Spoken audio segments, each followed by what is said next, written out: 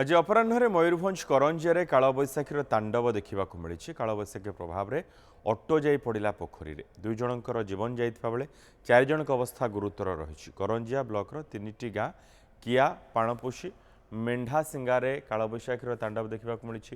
ପବନ ଏବଂ କୁଆପଥର ମାଡ଼ରେ 100ରୁ ଅଧିକ ଘର ଭାଙ୍ଗିଛି। ବିଦ୍ୟୁତ୍ ଖୁଣ୍ଟ ଉପୁଡ଼ିଛି। ବିଦ୍ୟୁତ୍ ସରବରାହ ସମ୍ପୂର୍ଣ୍ଣ ଠପ୍ ହୋଇଛି। ଅନେକ ଗାଁ ଅନ୍ଧାରରେ ରହିଛି। ଏବେ ବି ସେଠାରେ ବର୍ଷା ଲାଗି ରହିଛି।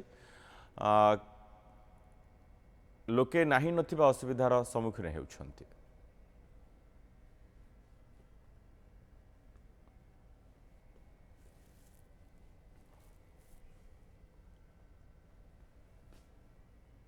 କାଳବୈଶାଖୀ ପ୍ରଭାବରେ କରଞ୍ଜିଆରେ ବ୍ୟାପକ କ୍ଷତି ହୋଇଛି। 100ରୁ ଅଧିକ ଘର ଭାଙ୍ଗିଛି।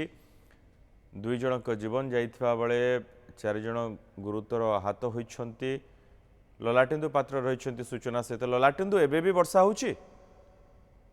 ନିଶ୍ଚିତ ଭାବରେ ବର୍ତ୍ତମାନ ବି ବର୍ଷା ହଉଛି ଏବଂ ଯୋଉମାନେ କ୍ଷତିଗ୍ରସ୍ତ ଲୋକଙ୍କୁ ଯୋଉ ଆମର ପ୍ରଶାସନ ରହିଛି, ବ୍ଲକ ପ୍ରଶାସନର ଯେ ବିଡିଓ ନିଜେ ଉପସ୍ଥିତ ଅଛନ୍ତି ଏବଂ ରାଇରଙ୍ଗପୁର ଏଡିଏମ ସି ଉପସ୍ଥିତ ଅଛନ୍ତି, ତାଙ୍କୁ ଯୋଉ ଗାଁର ସ୍କୁଲ ଅଛି, ବିଦ୍ୟାଳୟ ମାନଙ୍କ ତାଙ୍କୁ ରନ୍ଧା ଖାଦ୍ୟ ଦିଆହଉଛି ବର୍ତ୍ତମାନ ସୁଦ୍ଧା। ଏବଂ ପ୍ରଥମ କିଛି ଶୁଖିଲା ଖାଦ୍ୟ ଦିଆଯାଇଥିଲା, ବର୍ତ୍ତମାନ ରନ୍ଧା ଖାଦ୍ୟ ଦିଆ ଚାଲିଛି। ମୁଁ ଯଦି କହିବା ତାହେଲେ ସେ ଗାଁରେ ଗୋଟେ ହଇଚଇ ସୃଷ୍ଟି ହେଇଛି। ପ୍ରଥମ ଥର ପାଇଁ ଏଇଭଳିଆ ସେ ମାନେ ପ୍ରକୃତିର ଯୋଉ ତାଣ୍ଡବ ଯୋଉ ଦେଖିଲେ ଏବଂ ଲୋକମାନେ କହୁଛନ୍ତି କି ଯେ ଏମିତି ଦୁଃଖ କାହାରିକୁ ନ ଆସୁ ବା ଏମିତି କେବେ ଝଡ଼ ନ ଆସୁ, ପ୍ରକୃତି ରୂପ କେବେ ନ ଦେଖଉ। ତ ବର୍ତ୍ତମାନ ଯଦି କଥା କହିବା, ବର୍ତ୍ତମାନ ସେ ଅଞ୍ଚଳରେ ଗୋଟେ ହାହାକାର ସୃଷ୍ଟି ହେଇଛି ଏବଂ ସୁନସାନ ହେଇଯାଇଛି ଏବଂ ଏମିତି ଯୋଉ ବର୍ଷା ହଉଛି, ବର୍ଷା ପାଇଁ ବିଦ୍ୟୁତ କାଟ ମଧ୍ୟ କରାଯାଇଛି, ଯାହାକି ବେଶୀ ସବୁଠୁ ସମସ୍ୟା ସୃଷ୍ଟି କରୁଛି। ମନୋଜ, ଲଲାଟେନ୍ଦୁ, କ'ଣ ମୋଟାମୋଟି ଭାବେ କ୍ଷତି ହୋଇଛି ଆଉ ଥରେ ସ୍ପଷ୍ଟ ଭାବେ କୁହନ୍ତୁ।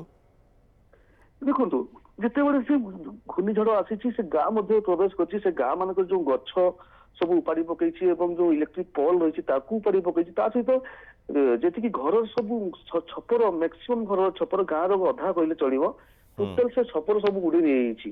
ଏବଂ ସେ ଗାଁର ଯୋଉ ଦୋକାନ ଫୋକାନ ବି ଯୋଉମାନେ କରିକି ଚଳୁଥିଲେ, ତାଙ୍କ ସେ ଦୋକାନ ଘର ବି ସବୁ କିଛି ଆଉ ସେମିତି କିଛି ନାହିଁ। ତେଣୁ ତାଙ୍କର ଯେ ଲୋକମାନେ ସବୁଠୁ ବେଶୀ ଅବସ୍ଥା ଖରାପ, ଯୋଉ ଖାଇବା ପିଇବା ସବୁଠୁ ସମସ୍ୟା ସୃଷ୍ଟି କରିଥିଲା।